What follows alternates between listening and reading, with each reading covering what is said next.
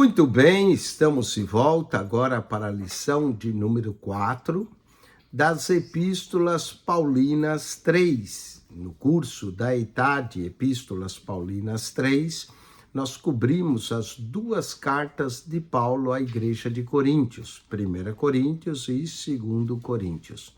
Já abordamos na lição 1, 2 e 3, 1 Coríntios, capítulo 1 até 10. Agora, nessa lição 4, nós vamos abordar a 1 Coríntios 11 ao 14, onde iremos falar dos dons espirituais e os ministérios da igreja.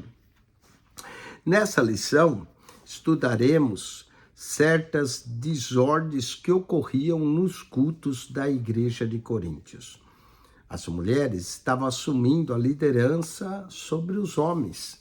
Os crentes tornaram-se egoístas na refeição que faziam durante a ceia do Senhor. E Paulo corrige esses problemas no capítulo 11. O restante da lição é dedicada também ao estudo da dotação espiritual da igreja e necessária a sua edificação. Trata-se aqui do carismata, ou dos dons e diaconóis, ministérios da parte de Deus. Nessa lição, teremos também a análise do amor que é feita por Paulo. 1 Coríntios 13, ele mostra que o amor é a força motivante no serviço do Senhor e a energia dinâmica dos dons espirituais. Nós iremos abordar 6 textos aqui. Primeiro falaremos das desordens na igreja. Depois do equipamento espiritual da igreja, dons e ministérios. E o equipamento espiritual da igreja, vamos continuar dons e ministérios. Texto 4, abordaremos dons espirituais e o relacionamento entre os crentes. Texto 5, também dons espirituais, relacionamento entre os crentes. E, finalmente, dons espirituais e a unidade do corpo de Cristo. Vamos às desordens. 1 Coríntios 11. Capítulo 11 da primeira epístola de Paulo aos Coríntios trata das desordens nas reuniões da igreja, que ocorriam ali na igreja de Coríntios. Enquanto lemos o capítulo 11, certos problemas tornam-se patentes. As mulheres estavam liderando os homens. Havia egoísmo nas relações fraternais durante a ceia do Senhor. Era, de fato, uma vergonha para a igreja e um mau testemunho ao mundo. Vamos às desordens no culto público. 1 Coríntios 11, verso 1 ao 22. Primeira, a falta de submissão das mulheres. Verso 1 a 16. Paulo expõe a dignidade da liderança de Cristo e do homem e a posição das mulheres quanto a isso. As mulheres coríntias tinham assumido na igreja uma posição alheia à ordem estabelecida por Deus na criação. Paulo declara: quero, entretanto, que saibais ser Cristo a cabeça de todo homem, e o homem a cabeça da mulher, e Deus a cabeça de Cristo. Versículo de número 3. Esta sujeição ao homem é entendida não no sentido de desigualdade ou inferioridade, mas em termos de relacionamento entre Cristo e Deus. Paulo sustenta que o homem é a cabeça. Esse fato subentende a subordinação da mulher. Desse modo, estabelece uma cadeia de comando: Deus, Cristo, o homem, a mulher. A partir dessa proposição, deduz-se as decorrências práticas. As mulheres estão erradas se de alguma forma modificam suas diferenças em relação aos homens. Essa admoestação é verdadeira em qualquer circunstância. Paulo dá o exemplo da diferença também no vestir. Uma das maneiras de se ver essa diferença estava nos modos de as mulheres manterem o cabelo. Esse deveria ser usado de modo a distinguir os homens das mulheres. O cabelo da mulher simboliza a sua submissão e lealdade ao marido. Paulo também declara que o cabelo longo é uma vergonha para o homem, verso 14. Os homens da Bíblia mantinham os cabelos curtos em comparação ao cabelo das mulheres. As divisões na igreja, 1 Coríntios 11, versos 17 a 19. Paulo, mais uma vez, não podia ou não pode elogiar os coríntios porque há divisões na igreja, as quais se revelam até mesmo durante o culto público. A adoração é estragada pelas profundas facções que se revelam na formação de grupos ou partidos dentro da igreja. A ceia do Senhor tem o propósito de mostrar a união em Cristo e não fomentar facções.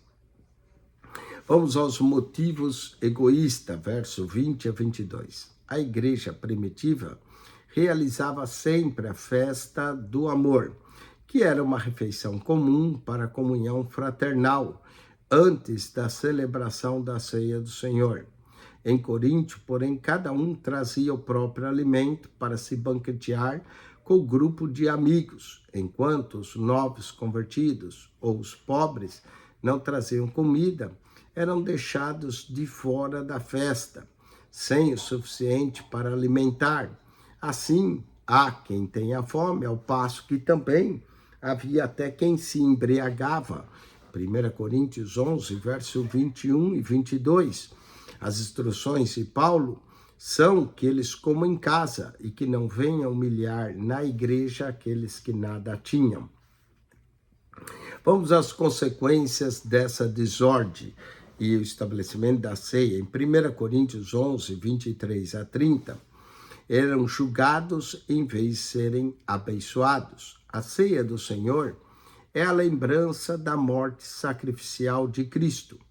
Fazer dela uma refeição comum, em que o corpo do Senhor e a sua presença não são reconhecidos, é menosprezar o valor da ceia do Senhor e atrair o julgamento de Deus sobre a igreja. Aquilo que tinha a finalidade de ser uma bênção, tornara-se uma maldição e motivo de juízo. 1 Coríntios 11, 29.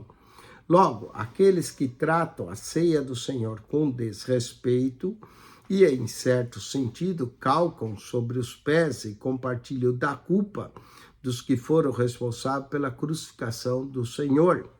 Semelhante descuido convida ao julgamento e o castigo divino. O fato de muitos dos coríntios estarem doentes era o resultado do julgamento da parte de Deus, por causa de abusarem da Santa Ceia. O julgamento divino veio sobre os coríntios na forma de muitas doenças e morte. A igreja deveria encarar esse castigo como julgamento do Senhor, a fim de chegar ao arrependimento. A correção a essa desordem. A correção. Primeiro, o auto-julgamento, versos 31 e 32. Quando é semelhante julgamento, sobrevém ao cristão.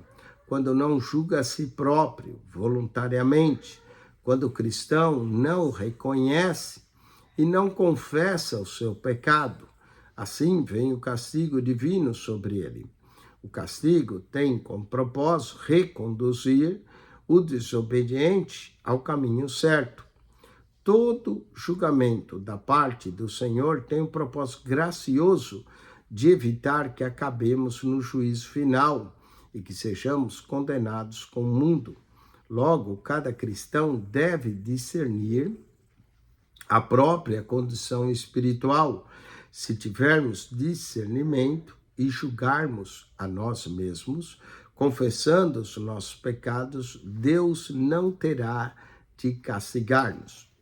O amor mútuo, verso 33 e 34. Quando os cristãos se reúnem para a ceia do Senhor, devem esperar uns pelos outros e demonstrar consideração e amor. Mais uma vez, o princípio é: não pense somente em si mesmo, mas nos outros. Se estiver com fome, satisfaça sua fome em casa. Assim será criado uma atmosfera apropriada para a ceia do Senhor. Vamos aos exercícios. Marque-se para certo e para errado. 4:1. No capítulo 11 de 1 Coríntios, notamos as mulheres liderando os homens e demonstrações de egoísmo nas relações fraternais durante a ceia. Certo?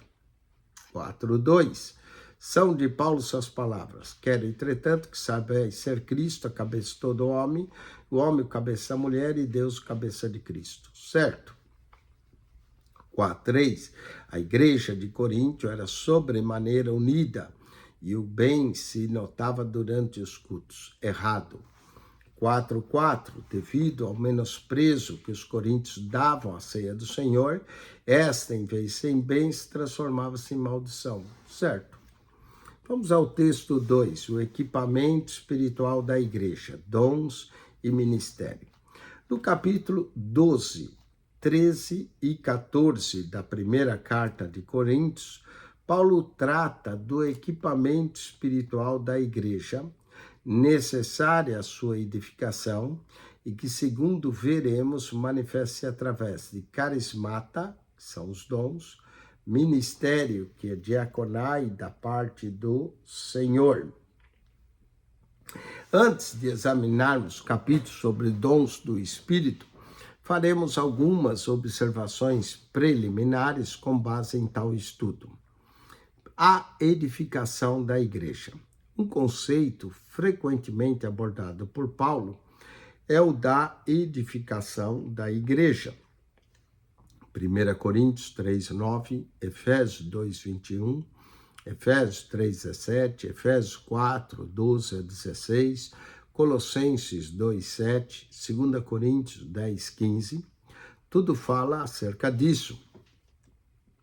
Vamos então a 2 pontos. Essa edificação deve ser primeiramente como uma obra contínua de Deus em seu povo. Romanos 14:19-20.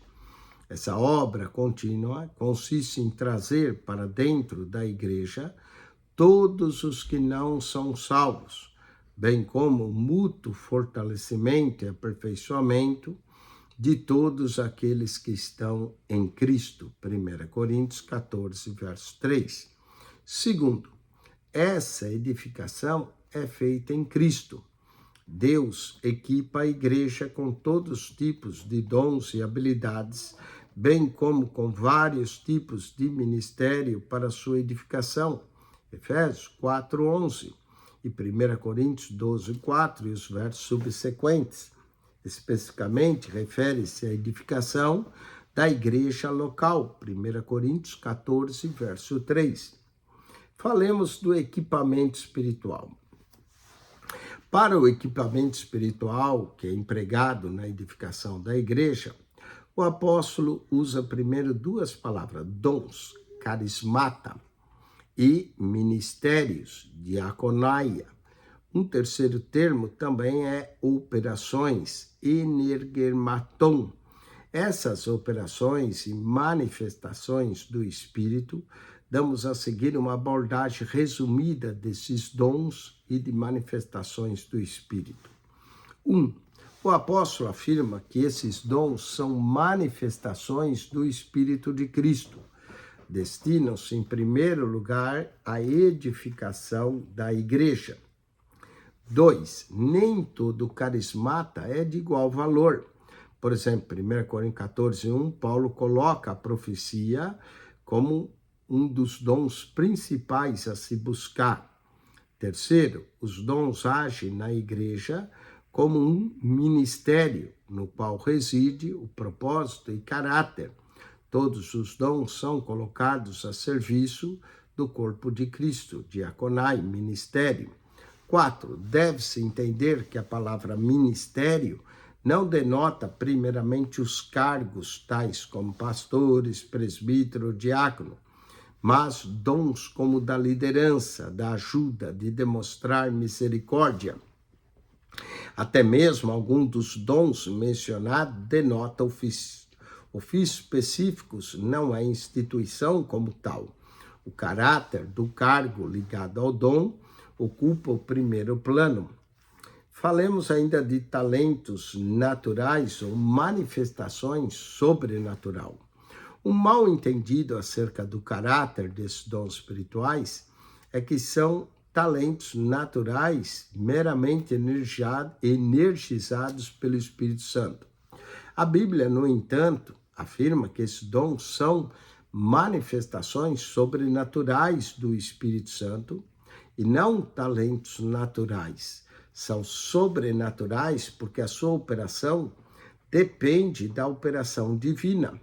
Por exemplo, as línguas não devem ser confundidas com capacitação natural de alguém falar ou dominar idiomas estrangeiros.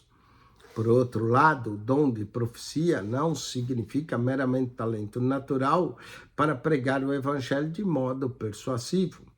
A natureza sobrenatural desses dons é verificada por 3 linhas de raciocínio. Primeiro, o Espírito Santo é diretamente referido 9 vezes em 1 Coríntios 12, 1 a 11, com relação a essas manifestações, versos 3, 4, 7, 8, 9 e 11. Segundo, o estudo do contexto nos capítulos 12 a 14 demonstra que o Espírito é o autor dessas capacitações carismáticas. Terceiro, a natureza sobrenatural desses dons é enfatizada pelo emprego do adjetivo pneumática, dons espirituais. O reconhecimento da origem sobrenatural desses dons é necessário para o devido entendimento da sua verdadeira natureza e função.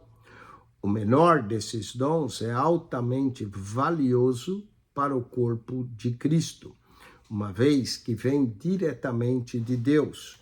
Se alguém considera glossolalia ou línguas estranhas como sendo resultado de um estado emotivo, está meramente desprezando uma manifestação sobrenatural do Espírito Santo e fazer com alguns que atribuem o falar em línguas a espírito demoníaco é aproximar-se bastante da blasfêmia e se não for a própria blasfêmia em si mesmo.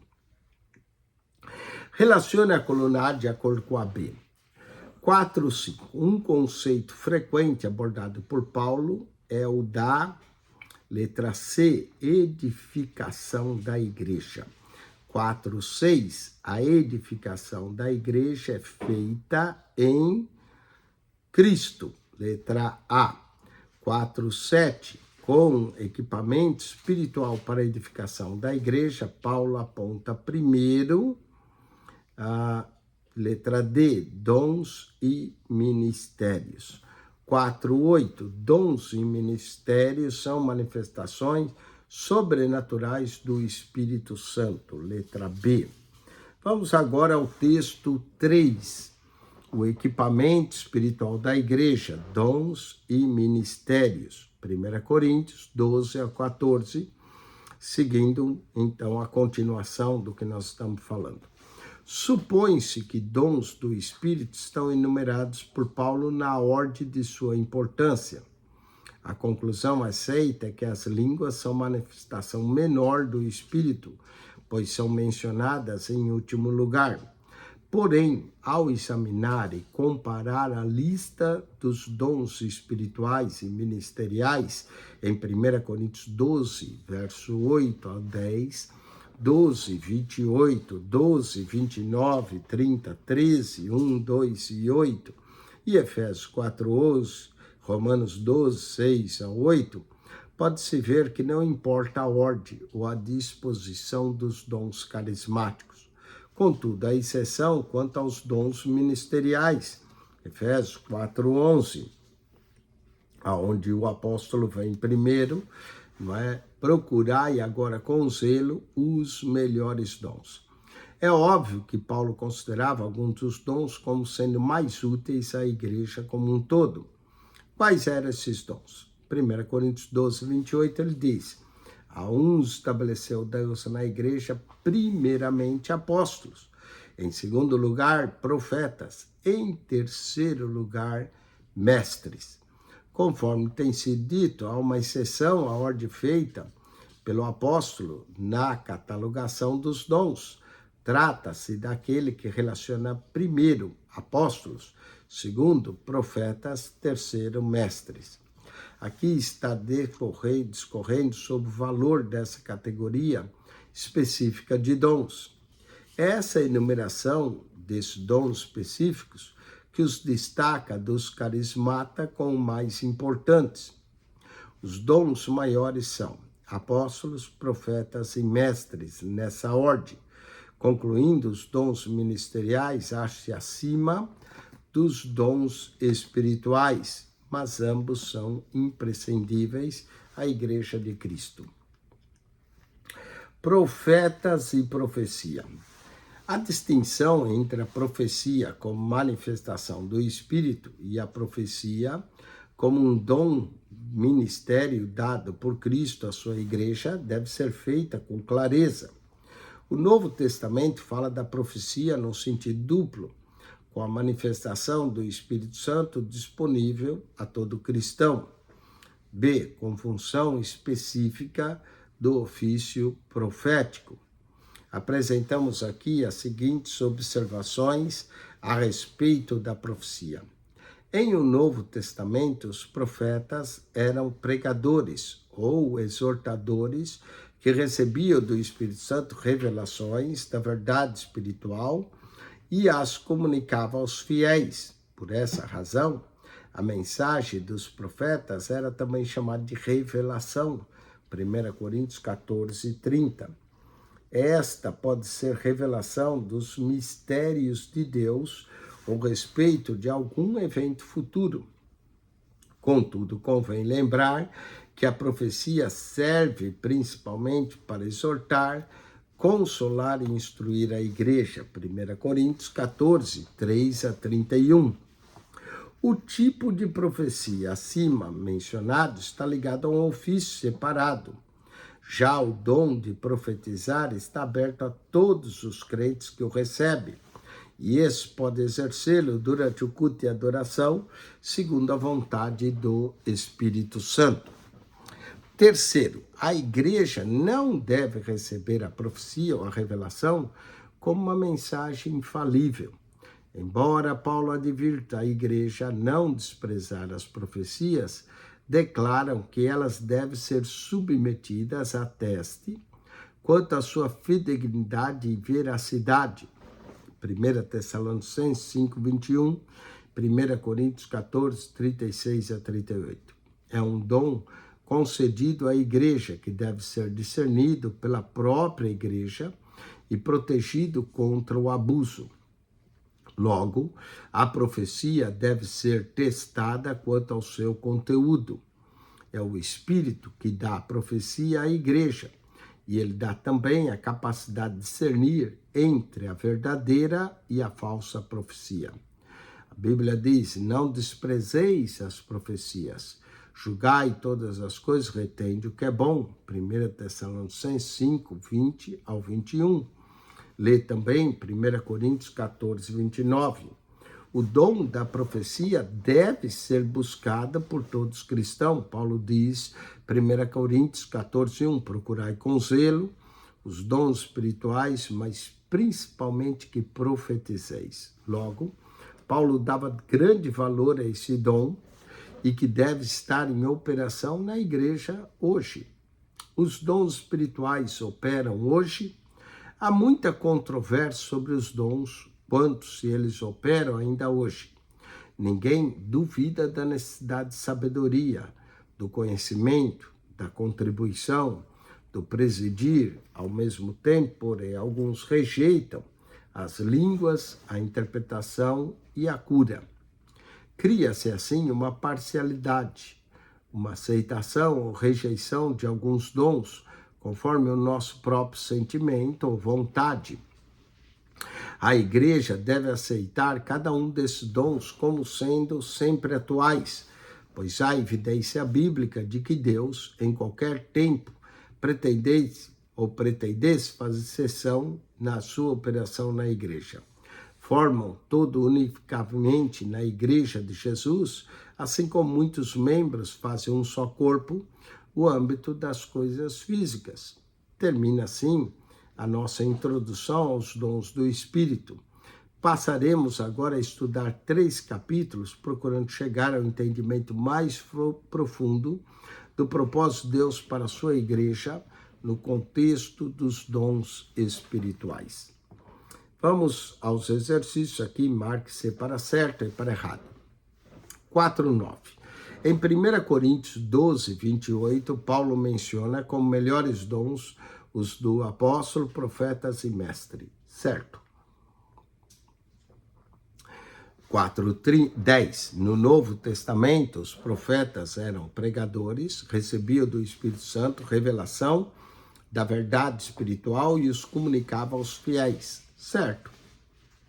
4:11. Convém lembrar que a profecia serve principalmente para exortar, consolar e instruir a igreja. Certo também.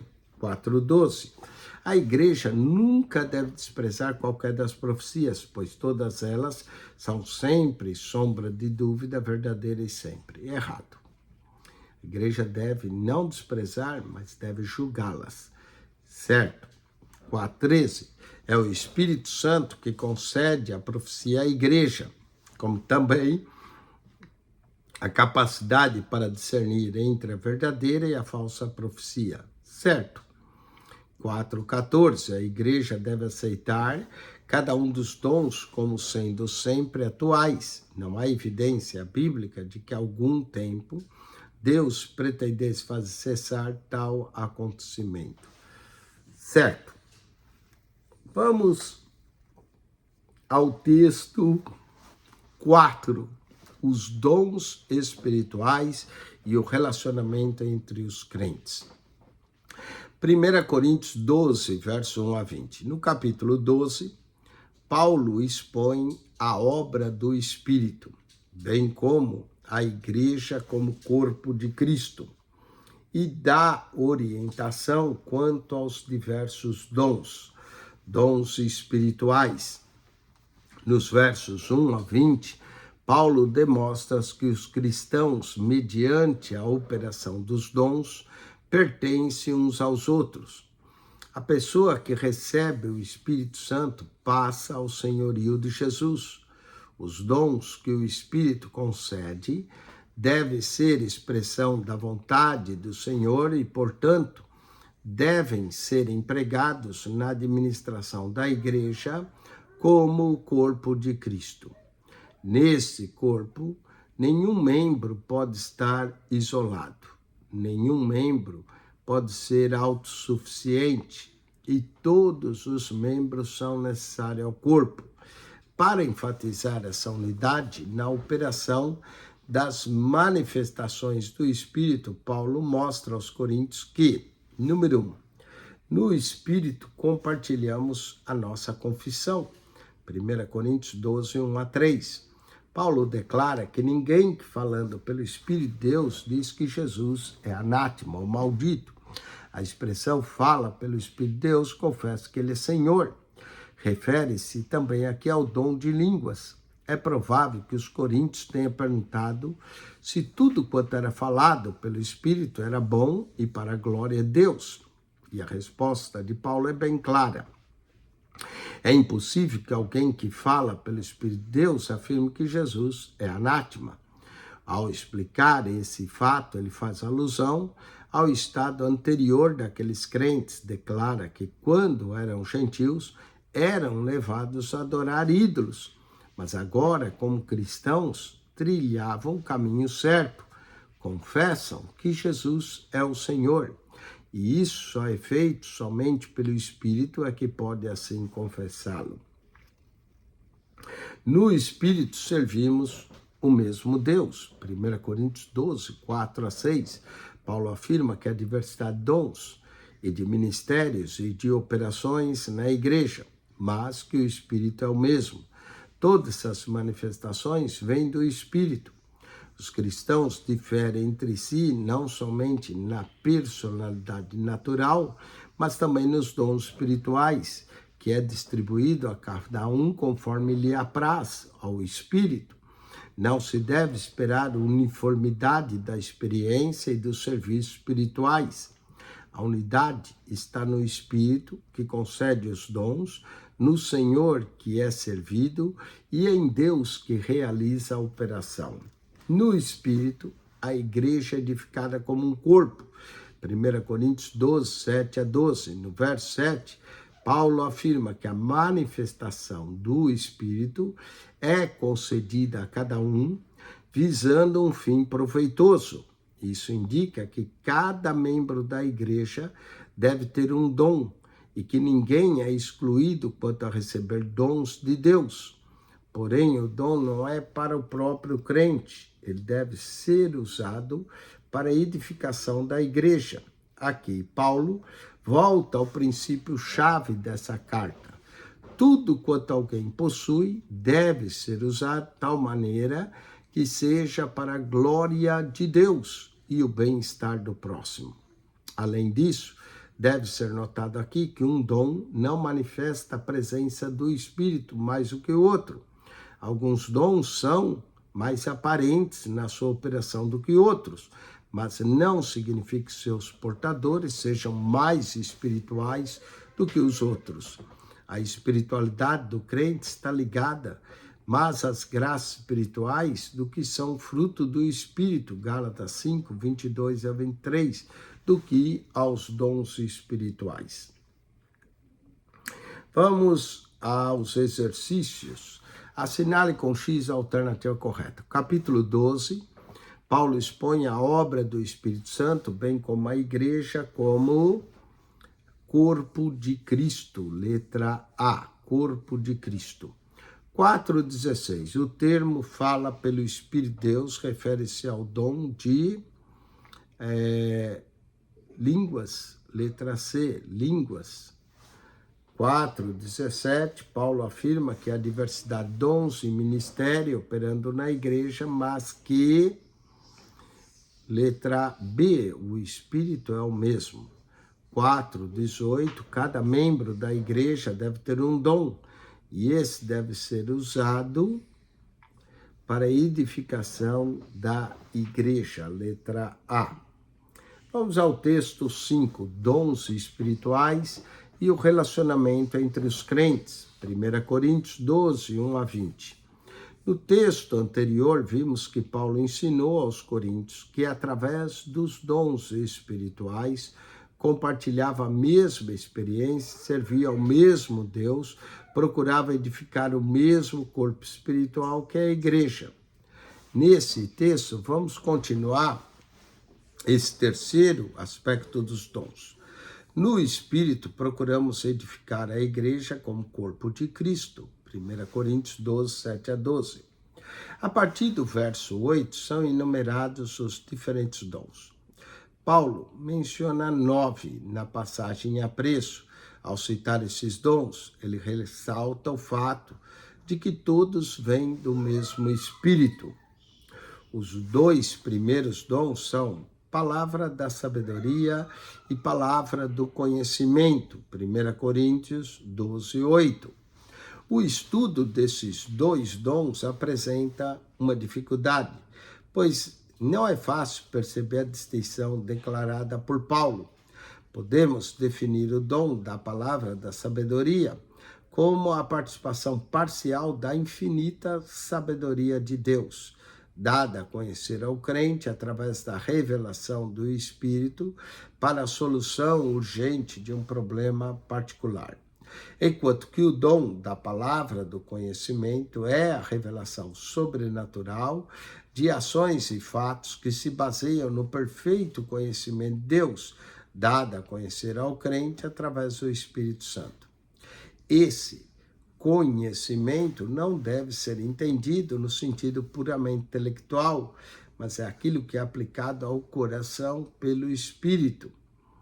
O dom da fé trata-se de uma fé especial, associada a operações milagrosas, uma fé que traz consigo resultados visíveis, uma fé que capacita o portador a operar milagres pelo Espírito. Dons de curar, concede esses dons para a operação de milagres, restaurando saúde. operação de milagres ou de maravilhas, verso 10. A operação dessas obras poderosas, tais como as de Jesus, vista nos evangelhos, e a dos discípulos, vista em Atos 2, verso 22, verso 43. Esse dom permite que o portador opere maravilhas, através de poderes especiais outorgados por Deus. Profecia, verso 10, é um dom especial que capacita o crente a transmitir à igreja revelações da parte de Deus. Essas revelações do Espírito, no entanto, não são do mesmo tipo das que Paulo recebeu, isso é, revelações da importância fundamental para toda a igreja.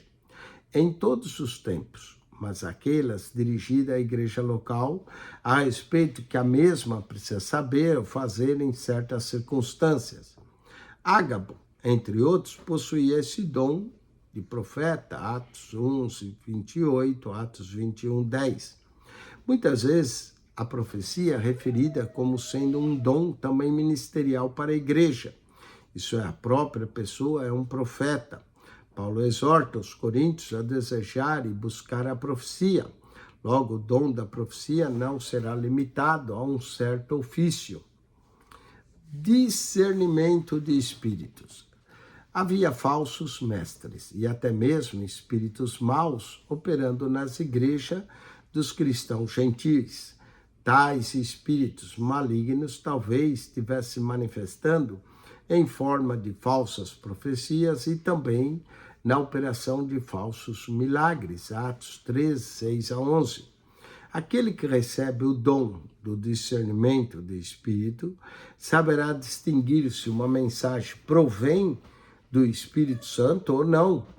É um dom extremamente necessário para a igreja de nossos dias, quando proliferam-se falsos mestres e aumenta a distorção do cristianismo bíblico.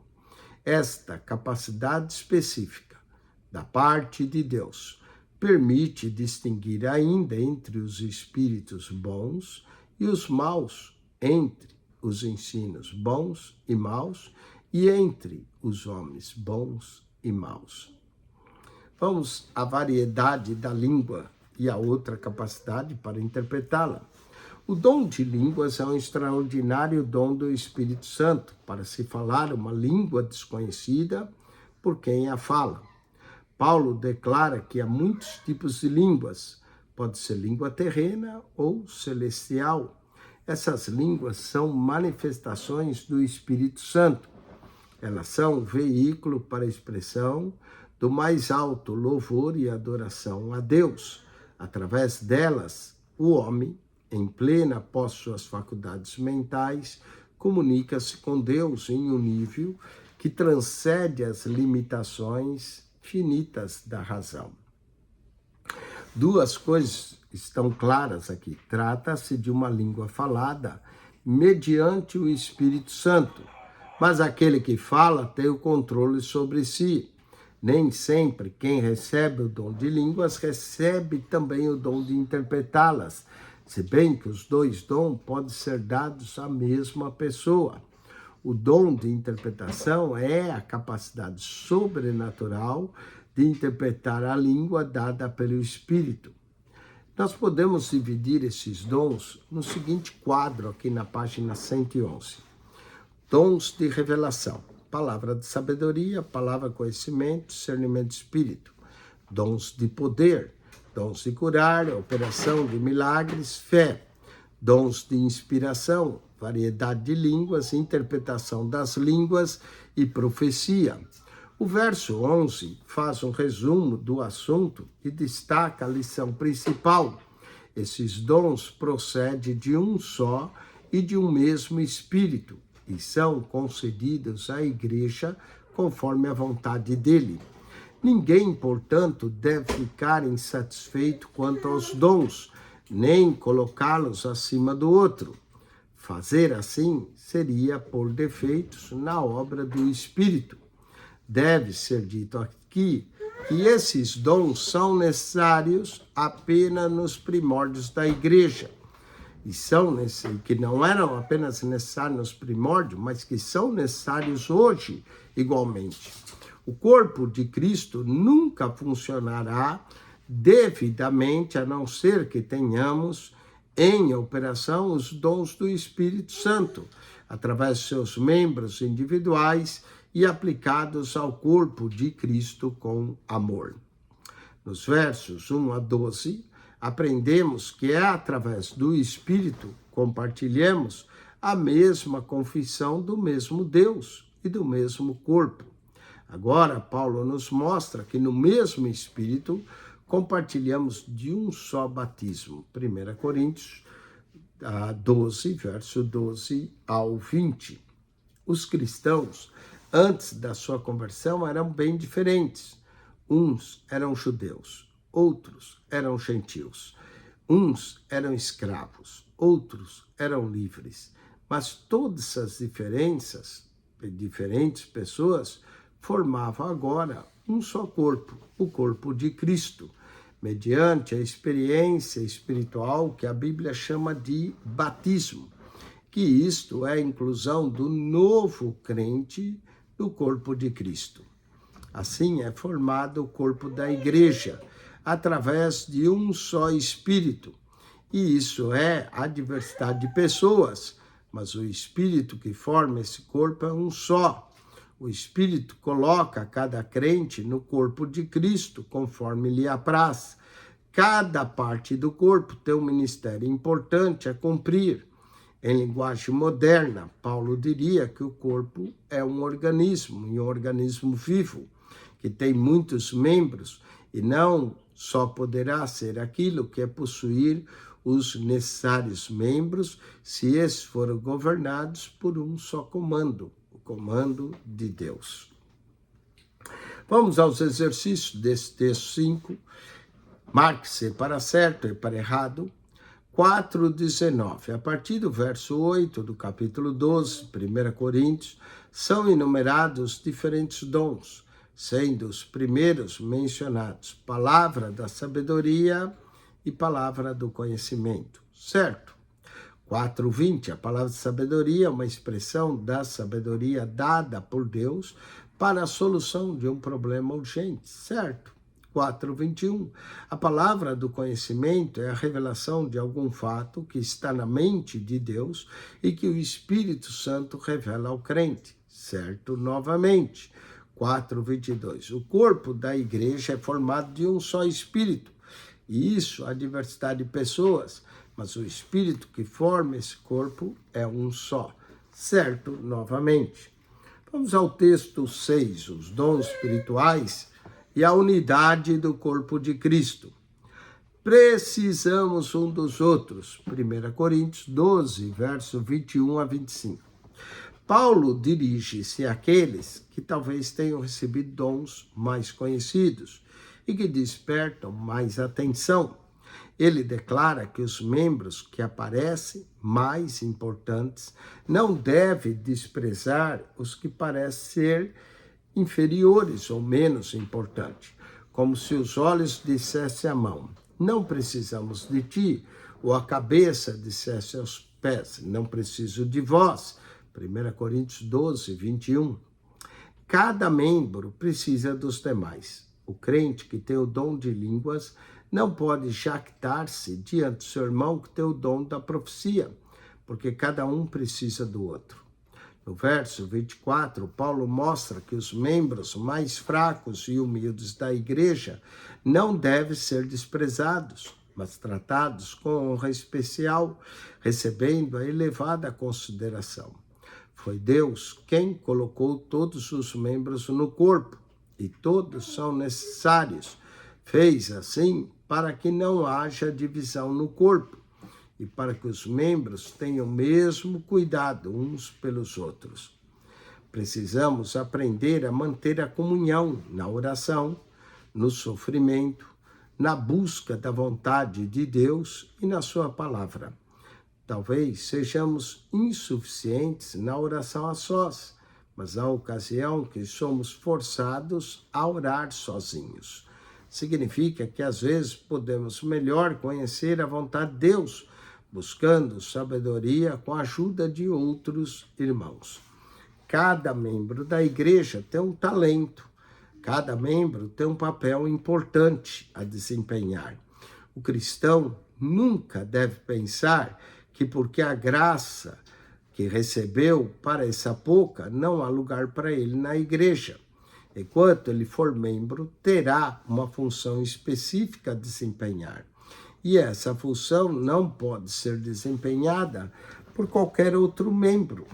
De nada adianta tomar o lugar de outro, isso só traz confusão e desordem. Todos os membros são necessários em seus devidos lugares.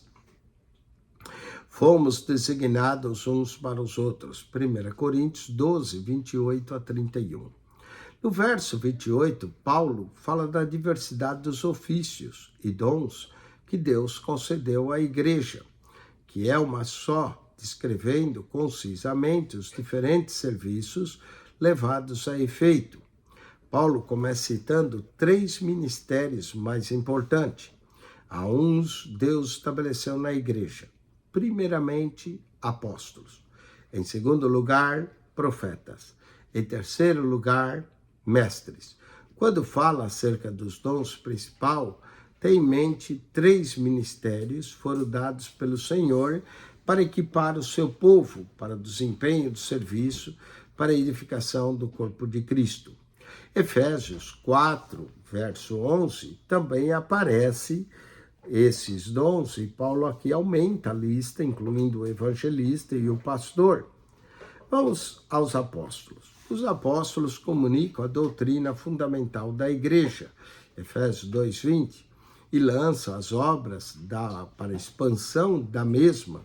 A obra de expansão, os 12 apóstolos do Cordeiro, são um caso específico. Eles andaram com o Senhor e como o próprio Paulo viram no ressurreto e foram chamados diretamente por ele para esse serviço.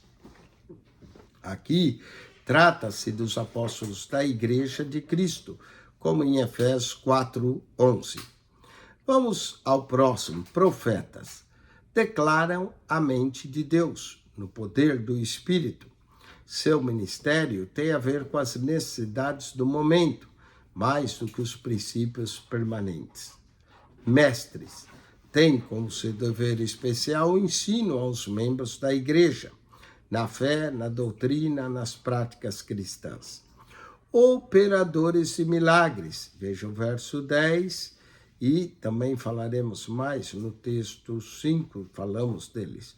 Dons de curar, verso 9, e o texto que abordamos 5.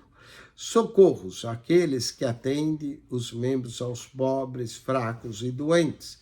Governos, administradores que dirigem a vida e o trabalho da igreja. Paulo indica que dirigem sem labutar na palavra ou na doutrina, logo não tinham de ser pregadores.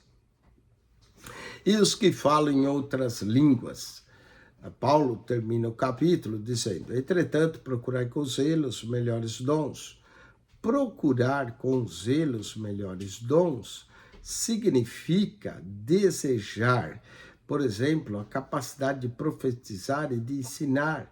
Os dons do Espírito devem sim serem buscados.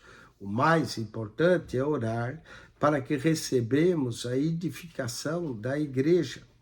E no capítulo 13, Paulo confirma o ensino sobre os dons no contexto do amor. Vamos ao relaciona a coluna A de acordo com a B. 4:23. Coluna A. Não deve jactar-se diante do que tem o dom de profecia, porque uns precisam dos outros. Os profetas aqui, letra B. 4:24, temos aprendido a manter a comunhão na oração, no sofrimento, na busca da vontade de Deus e em sua palavra, letra E. Comunicam doutrina fundamental da igreja, que são os apóstolos, letra D. 4:26, declaram a mente de Deus no poder do Espírito, letra B. Os profetas.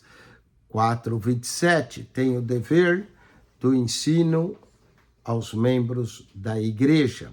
Aqui, letra A, os mestres. Vamos à revisão da lição. Assinale com X a alternativa correta. Paulo menciona, versos 17 e 19, que não pode elogiar os coríntios porque eles, letra A, provocam divisões na igreja. 4:29. A palavra ministério não refere-se primeiramente a cargos como pastores, presbítero, diácono, mas sim a dons como da liderança, da ajuda, da demonstração da misericórdia. Todas estão corretas. 4:30. A profecia, como manifestação do Espírito Santo, é prerrogativa de alguns crentes. Letra A, de alguns crentes. 4:31.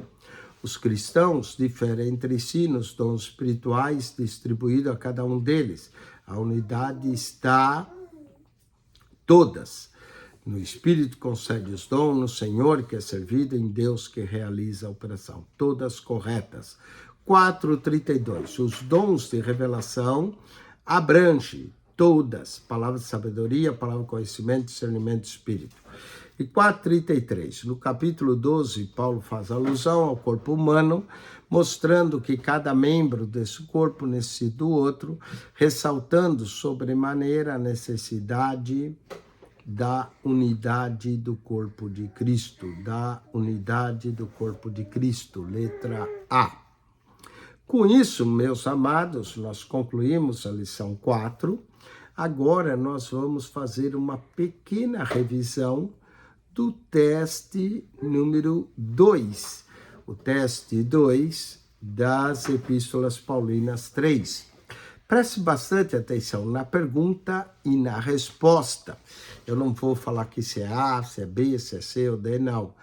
Mesmo porque agora não tem mais letra A, B, C, D. Eu vou apenas dizer a pergunta e a resposta. Então, você presta atenção na pergunta e na resposta. Segundo a lição estudada, essa é a primeira pergunta. Segundo a lição estudada, o que devemos ter em mente quando lemos 1 Coríntios 7? E a resposta aqui era: Corinto era muito conhecida por sua imoralidade e negligência moral no lar. Por isso, o capítulo 7 trata do casamento. Então, Corinto, a resposta é: Corinto era muito conhecido por sua imoralidade e negligência moral. 2. O relacionamento ao ato conjugal em 1 Coríntios 7, o apóstolo Paulo diz: aqui todas estão corretas. Cada crente, cada homem deve ter sua própria esposa. A falta de consideração mútua dá oportunidade para Satanás tentar um dos cônjuges. As relações sexuais normais, o casamento não encerra qualquer tipo de impureza ou pecado para os casados. 2. Todas corretas. 3. O que fazer, segundo o texto, 1 Coríntios 7, 12, 16, quando um dos cônjuges se converte? E aqui nenhuma das alternativas está correta. Nenhuma está correta. Então, na 3, nenhuma está correta. 4. Pergunta aos coríntios: fica bem um crente presente numa festa, em um templo de ídolo? Resposta de alguns crentes, em nome da liberdade cristã, deram foi sim. Sim, todas as coisas são lícitas, não tomar refeição em tal tempo, é perigo de influenciar nada. Não, nada disso. Todas estão corretas. Agora, das 5 em diante, é certo ou errado. Então, vamos lá. 5. Ao asseverarmos nossa liberdade para fazer o que queremos, não precisamos nos preocupar com o nosso irmão. Errado. Errado. Temos que se preocupar sim. Errado. 5. Errado.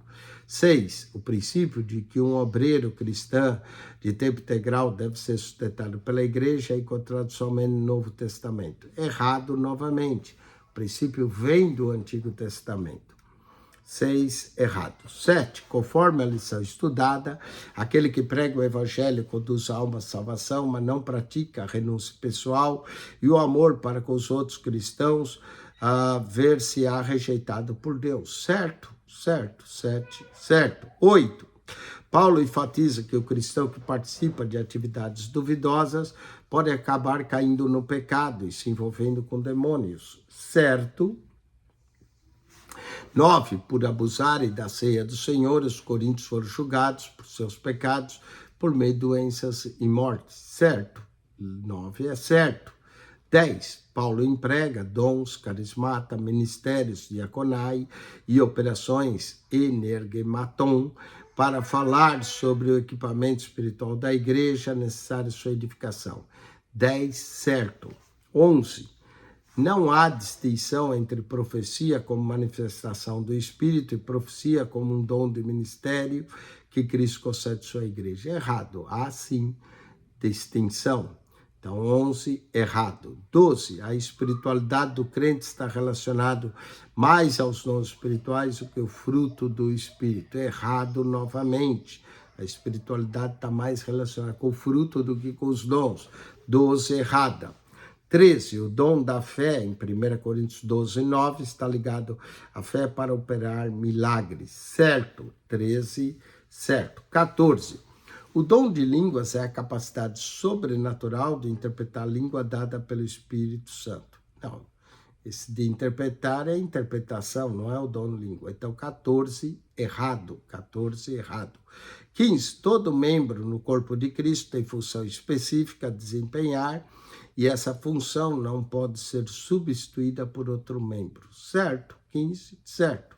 E 16, aquele que exerce o ministério profético declara a mente de Deus no poder do Espírito. Certo, certo, 16, certo. Com isso, concluímos.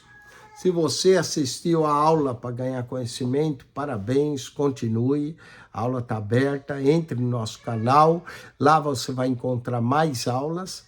Se você é aluno, estude para a semana que vem, lição 5 e 6. E se você não é aluno, mas gostaria de ser, entre em contato conosco. Nós não podemos dar o certificado só por assistir aula. Nós temos que te fazer a matrícula, dar acesso ao material didático e também acesso ao WhatsApp do aluno para você fazer as provas e obter a sua avaliação.